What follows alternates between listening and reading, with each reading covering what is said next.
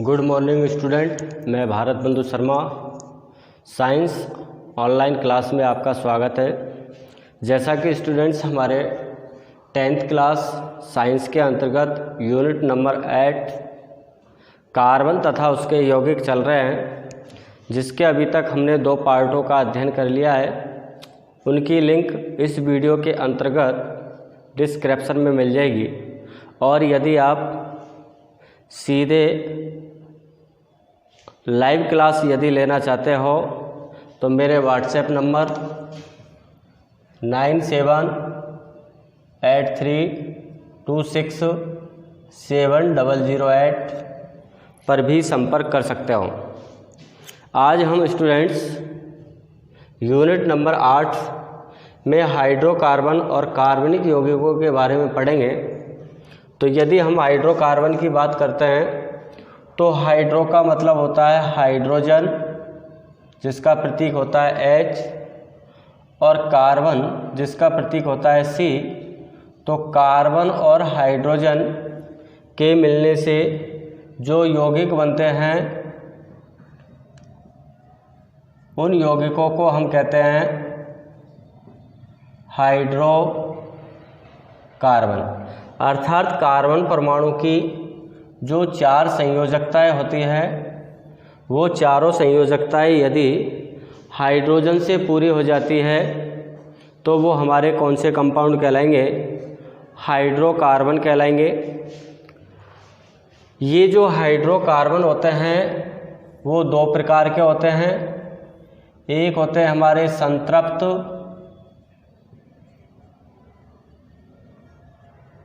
Hydrocarbon और दूसरे होते हैं हमारे असंतृप्त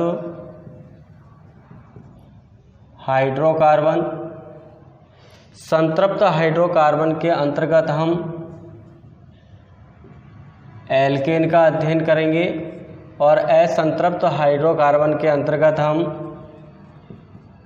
एल्कीन और एल्काइन का अध्ययन करेंगे। इसमें कार्बन कार्बन के मध्य एकल बंध होता है, जबकि एल्कीन में कार्बन कार्बन के मध्य डबल बंध और एल्काइन में कार्बन कार्बन के मध्य त्रिबंध होता है। यहाँ पर कार्बन और हाइड्रोजन की जो विद्युत ऋणता है, उस विद्युत ऋणता का मान लगभग समान होता है और लगभग समान होने के कारण ही कार्बन से हाइड्रोजन परमाणु इलेक्ट्रॉन का साझा कर लेते हैं, क्योंकि कार्बन परमाणु के संयोजी कोश में 4 इलेक्ट्रॉन होते हैं। ये अपना अष्टक पूर्ण करने के लिए हाइड्रोजन परमाणु के इलेक्ट्रॉन के साथ साझा करता है। इसलिए जो हमारे हाइड्रोकार्बन होते हैं वो सहसंयोजक होते हैं। उनकी प्रकृति कैसी होती है? सहसंयोजक होती है, क्योंकि इनके मध्य इलेक्ट्रॉनों का क्या होता है? साझा होता है। कार्बन परमाणु जो है वो अपनी चारों संयोजकता हाइड्रोजन के अलावा भी वो ऑक्सीजन, नाइट्रोजन, सल्फर, हैलोजन को X से व्यक्त करते हैं। वो हमारी फ्लोरीन, क्लोरीन, ब्रोमीन, आयोडीन हो सकती हैं। तो इन परमाणुओं के साथ भी बंध बना करके यौगिकों का निर्माण करते हैं। इसलिए ऐसे यौगिकों को बोलते हैं हम कार्बनिक यौगिक। कौन से यौगिक कहलाते हैं? वो कार्बनिक यौगिक कहलाते हैं। तो हाइड्रोकार्बन तो क्या हुआ? कार्बन और हाइड्रोजन के मिलने से जो यौगिकों का निर्माण होगा वो हमारे हाइड्रोकार्बन कहलाएंगे।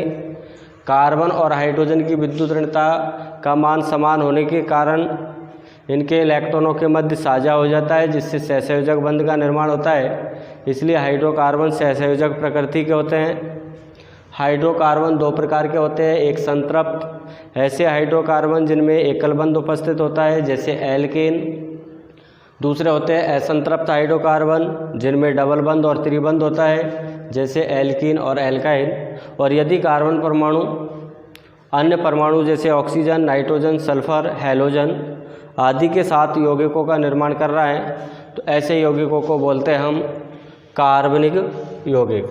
अब जो हमारे ये हाइड्रोकार्बन है, इस हाइड्रोकार्बन का हम वर्गीकरण देखते हैं। तो इसके बाद जो अगला टॉपिक है हमारा वो है हाइड्रोकार्बन का वर्गीकरण। तो हाइड्रोकार्बनों को सर्वप्रथम 2 भागों में बांटा गया है। हाइड्रोकार्बन 2 प्रकार के होते हैं।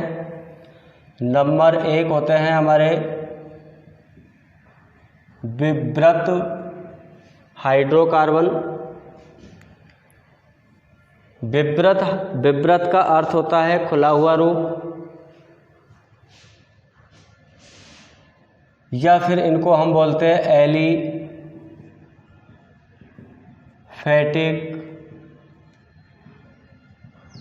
हाइड्रोकार्बन। तो पहला जो प्रकार होता है वो होता है हमारा विवृत या एलीफेटिक हाइड्रोकार्बन, या फिर हम इसको कह सकते हैं अचक्रीय हाइड्रोकार्बन। एलीफेटिक का अर्थ है ऐसे हाइड्रोकार्बन जिनको जलाने पर वो बिना धुएं के साथ जलते हैं, वो हमारे एलीफेटिक हाइड्रोकार्बनों के अंतर्गत आते हैं। इन एलीफेटिक हाइड्रोकार्बनों को पुनः 2 भागों में बांटा गया है। कितने भागों में डिवाइड किया गया है? 2 भागों में। एक होते हैं हमारे संतृप्त हाइड्रोकार्बन। अब संतृप्त हाइड्रोकार्बन क्या होते हैं? ऐसे हाइड्रोकार्बन होते हैं जिनमें कार्बन कार्बन के मध्य एकल बंध उपस्थित होता है। इसके अंतर्गत आते हैं हमारे एल्केन, जैसे methane, CH4, ethane, C2H6, propane, C3H8। ये हमारे संतृप्त हाइड्रोकार्बन होते हैं। और जो एल्केन होते हैं, इस एल्केन को बनाने का जो सूत्र होता है, जिसे हम एल्केन का सामान्य सूत्र कहते हैं, वो होता है हमारा CnH2n+2, जिसमें N की जो संख्या होती है वो कार्बन परमाणु की संख्या होती है, और कार्बन परमाणुओं की संख्या हमारी हो सकती है 1 से लेकर के 1, 2, 3, 4, 5, 6, 7, 8 ऐसे। इस प्रकार दूसरा एलीफेटिक हाइड्रोकार्बन जो है वो होता है हमारा असंतृप्त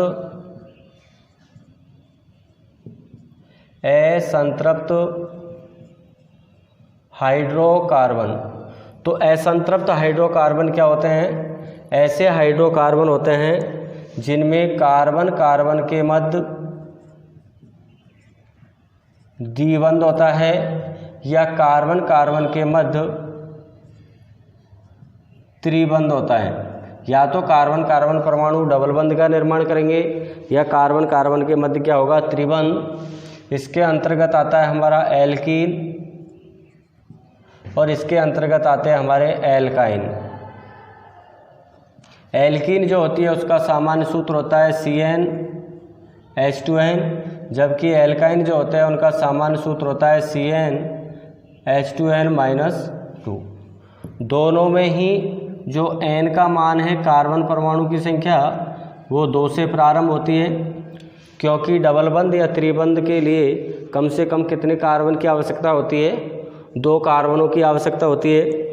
जैसे एथीन, एल्कीन के अंतर्गत सूत्र हो जाएगा C2H4। जैसे प्रोपीन, सूत्र हो जाएगा हमारा C3H6। एल्काइन में जैसे हमारा हो गया एथाइन, C2 H2, जैसे प्रोपाइन C3H4। तो ये हमारा पहला प्रकार होता है हाइड्रोकार्बन का, जिसे हम विवृत, विवृत का मतलब होता है खुला हुआ रूप, अर्थात उसको अचक्रीय रूप भी कह सकते हैं, और उसे एलिफेटिक हाइड्रोकार्बन भी कहते हैं। और एलिफेटिक ऐसे हाइड्रोकार्बन होते हैं जिनको जलाने पर वो बिना धुएं के साथ जलते हैं। इनको पुनः दो भागों में बांटा गया है, एक संतृप्त हाइड्रोकार्बन, एक असंतृप्त हाइड्रोकार्बन। संतृप्त हाइड्रोकार्बन में कार्बन कार्बन के मध्य एकल बंध होता है, इसके अंतर्गत एल्केन आते हैं। एल्केन का सामान्य सूत्र होता है CnH2n+2, जिसके उदाहरण हैं मेथेन, एथेन और प्रोपेन। दूसरे होते हैं असंतृप्त हाइड्रोकार्बन, जिनमें कार्बन कार्बन के मध्य द्विबंध और त्रिबंध आते हैं। द्विबंध वाले कंपाउंड्स कहलाते हैं हमारे एल्कीन, और त्रिबंध वाले कहलाते हैं हमारे एल्काइन। एल्कीन का सामान्य सूत्र होता है CnH2n, और एल्काइन का सामान्य सूत्र होता है CnH2n-2, जैसे एथीन, प्रोपीन, एथाइन, प्रोपाइन। तो ये तो था पहला प्रकार। अब इसके बाद जो सेकंड प्रकार आता है हाइड्रोकार्बन का, दूसरा प्रकार आता है हमारा सैब्रंत। सैब्रंत हाइड्रोकार्बन, सैब्रंत का मतलब होता है चक्रीय, तो इसको हम क्या बोल सकते हैं, चक्रीय हाइड्रोकार्बन।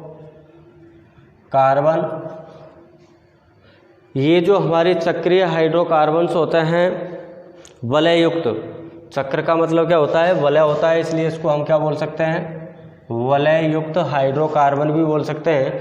और वलय युक्त हाइड्रोकार्बनों को दो भागों में बांटा गया है, एक होते हैं हमारे एलिसाइक्लिक यौगिक और एक होते हैं हमारे एरोमेटिक यौगिक। कौन कौन से होते हैं, एक तो होते हैं हमारे एलिसाइक्लिक और एक होते हैं हमारे एरोमेटिक। तो नंबर 1 हो गया हमारा एलिसाइक्लिक हाइड्रोकार्बन,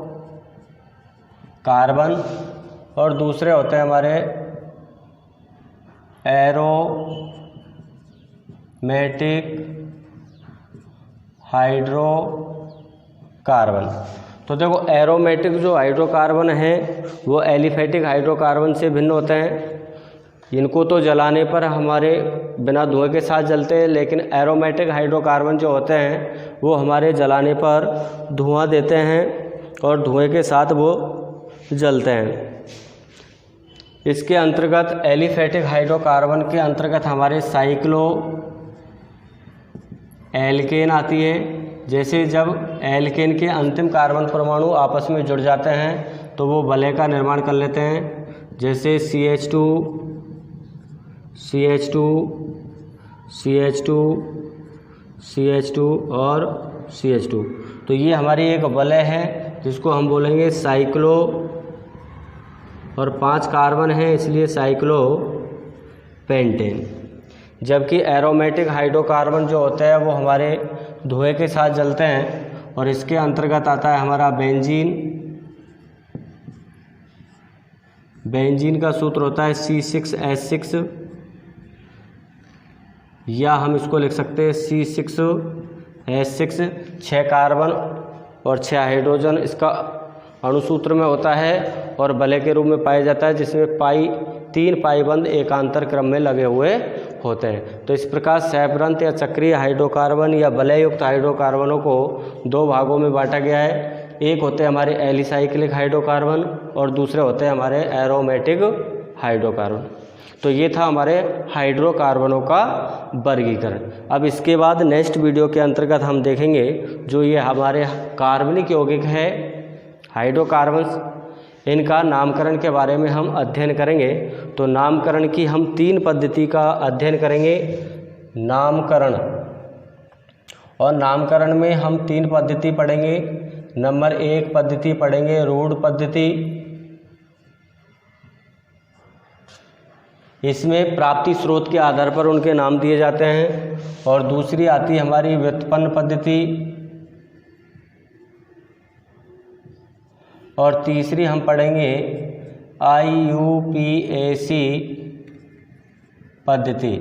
IUPAC पद्धति जो है इसका पूरा नाम है international union of pure of applied chemistry. I से मतलब इंटरनेशनल, यू से मतलब यूनियन, पी से मतलब पेयर, इस एप्लाइड और केमिस्ट्री। तो ये अंतर्राष्ट्रीय मान्यता प्राप्त पद्धति है जिसके कुछ नियम फॉलो करने होते हैं, उसके आधार पर हम हाइड्रोकार्बन का नाम लिखते हैं। तो 3 पद्धतियों में हम हाइड्रोकार्बनों का नामकरण पढ़ेंगे, एक रूढ़ पद्धति, दूसरी व्युत्पन्न पद्धति और तीसरी IUPAC पद्धति। तो ये हम पढ़ेंगे नेक्स्ट वीडियो के अंतर्गत अगली क्लास में। तब तक के लिए गुड बाय, और आप इस चैनल को सब्सक्राइब करना न भूलें। और यदि लाइव ऑनलाइन क्लास लेना चाहते हो तो इस दिए गए मोबाइल नंबर पर आप मुझसे मैसेज कर सकते हो या सीधे बात कर सकते हो। Thank you.